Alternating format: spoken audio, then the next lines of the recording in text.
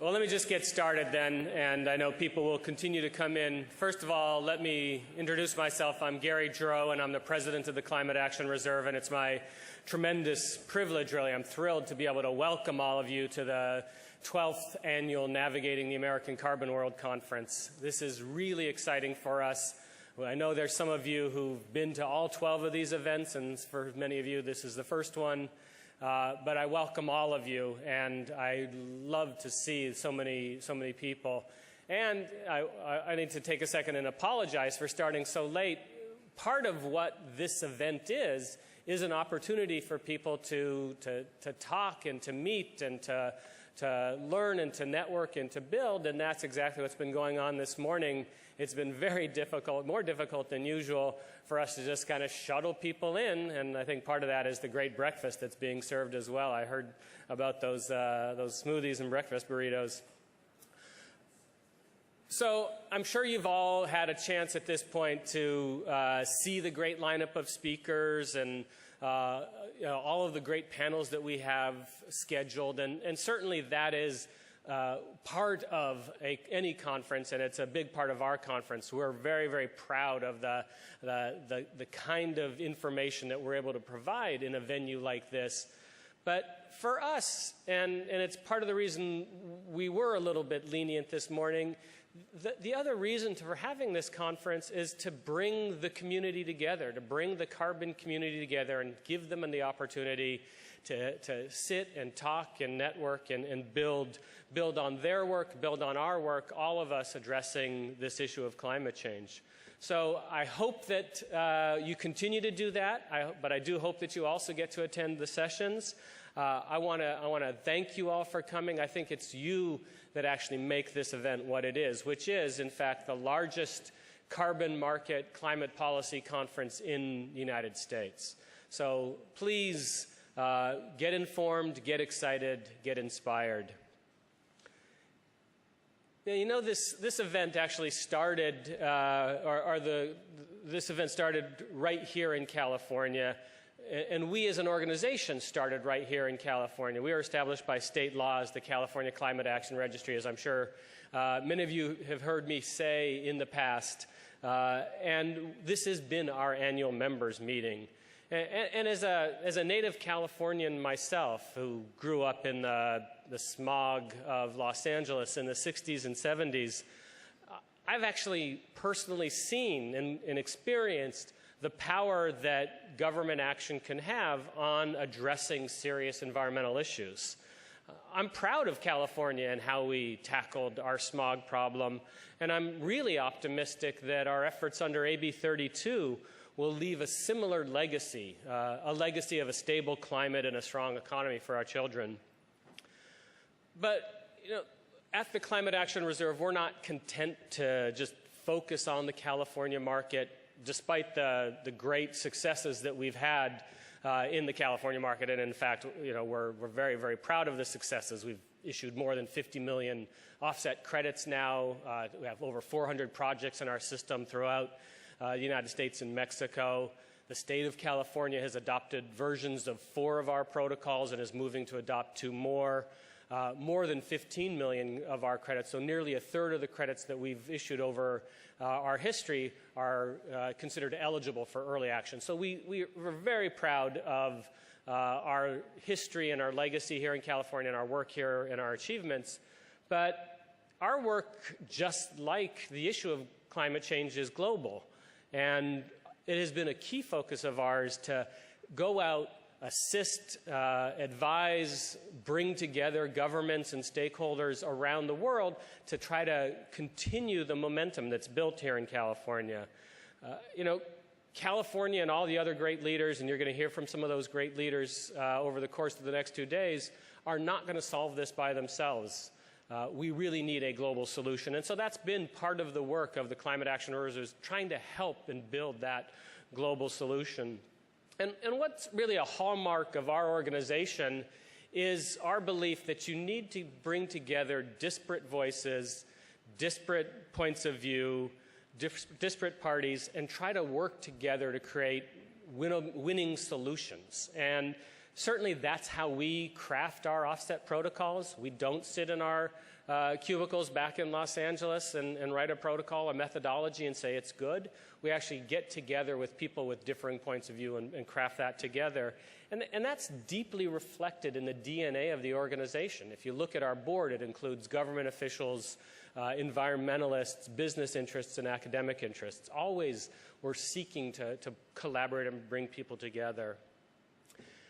I think a good recent example of that is our work in Mexico to craft a forest protocol. Last October, we were proud to adopt version 1 of our Mexico Forest Protocol, and we worked on the ground in Mexico with indigenous communities, local environmental nonprofits, national environmental nonprofits, state and local leaders, the federal government, scientists, businesses, to put that together, to find a way to get a protocol for forestry in Mexico that actually worked for everybody, and we're very excited about that process moving forward.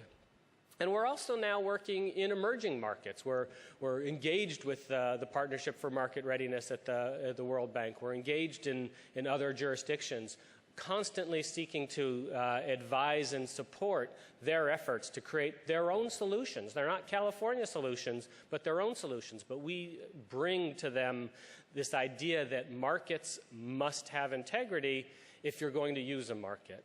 And I think that that's kind of the key issue that I want to leave here with all of you today.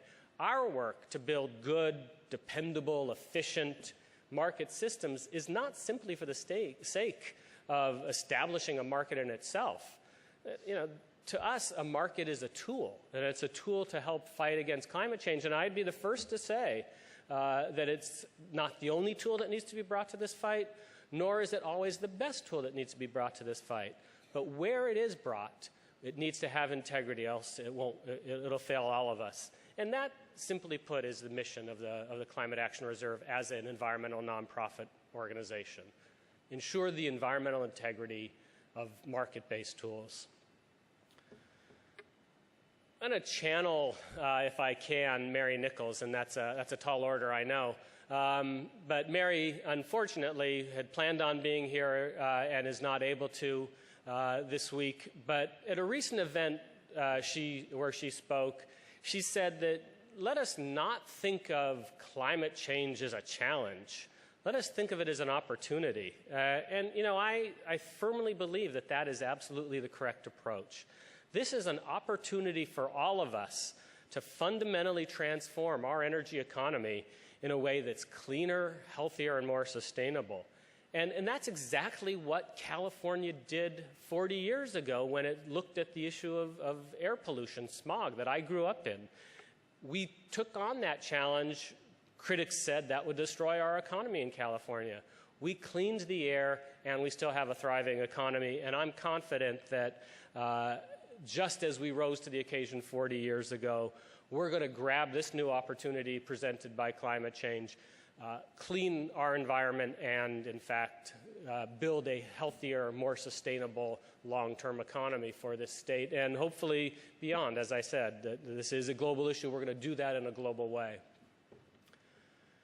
So, in closing, let me just thank some people. This is part of the traditional duties of the opening welcome, and I need to thank people. I have heartfelt appreciation for all of the folks that helped make this event what it is. And first of all, let me thank our sponsors. We can't put on an event like this. These rooms don't come free. Those breakfast burritos don't come free. And so we thank our major sponsors and all of our sponsors. Pacific Gas and Electric and the Carbon Trade Exchange stepped up big this year, or gold level sponsors.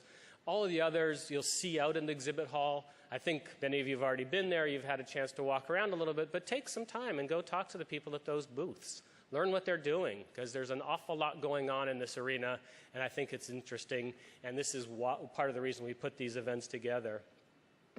I also want to thank the staff of the Nicholas Institute at Duke University who helped us put together the great program that you're going to hear over the next 2 days. They've been tremendous to work with. They've been a great partner of ours. And really, I have to say, from absolutely the deepest part of myself, a heartfelt gratitude to my own staff at the Climate Action Reserve. I am so incredibly blessed to have smart, dedicated, hardworking, professional staff who make the reserve what it is every day, that has vaunted us to be in the position that we are, leading this market. And they have worked tirelessly, I can tell you that, over the past months to put this event together. And in particular, yes, thank you.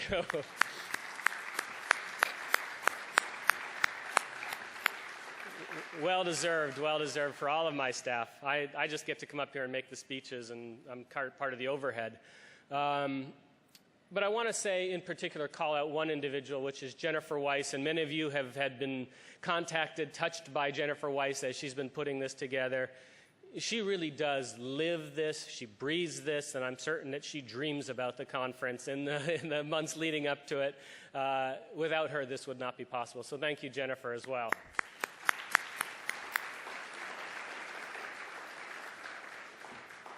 So finally, I am truly privileged to be the president of this organization, but I think I'm more privileged to have a wise and talented, diverse, and always engaged board of directors. Without them, there's no way that this organization would be where it is today. They have helped guide me, guide this organization, support me, and support the Climate Action Reserve as we navigate the carbon world. So I want to thank my board of directors, and in particular, I want to call out Linda Adams, the chair of my board, who's been such a dedicated leader. So thank you, Linda. So with that, let me just introduce one of those other wise, talented, and engaged board members, which is Mr. Tim Profeta, who's the founding director of the Nicholas Institute at Duke University. And Tim and his team helped put together the program, and I want to have him come up and make some welcoming remarks. So thank you all for coming, and enjoy the show.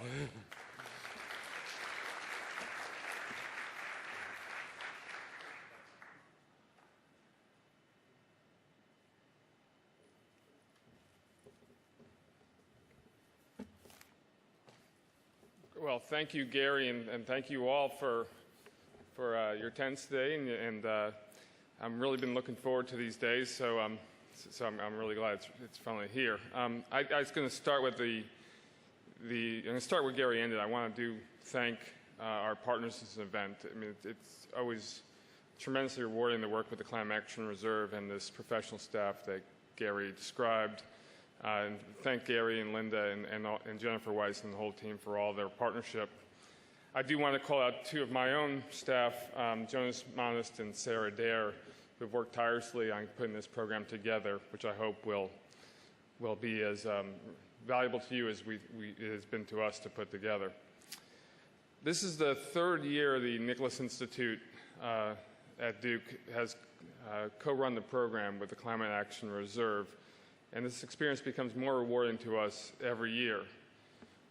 In the Nicholas Institute, Duke University has put together an institution that seeks to bridge the knowledge that we have at the university with those who are making decisions outside of the ivory tower.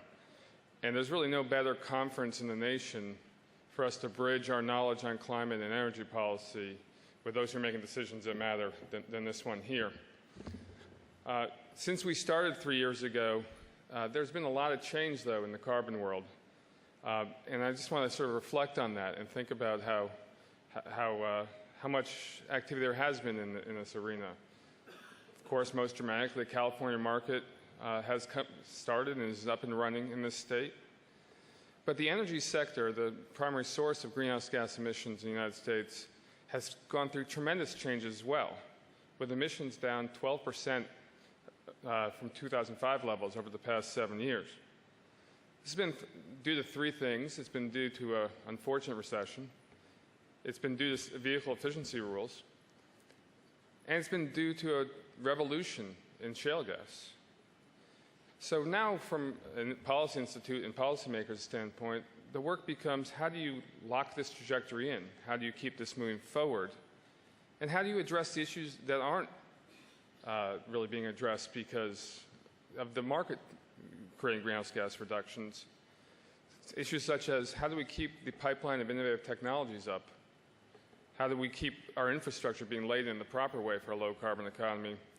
And how do we rebuild the political will to act on carbon change? Because despite being down 12%, in the recent Pew poll, climate change is 19 of 20 in terms of the global political issues of concern for the American public.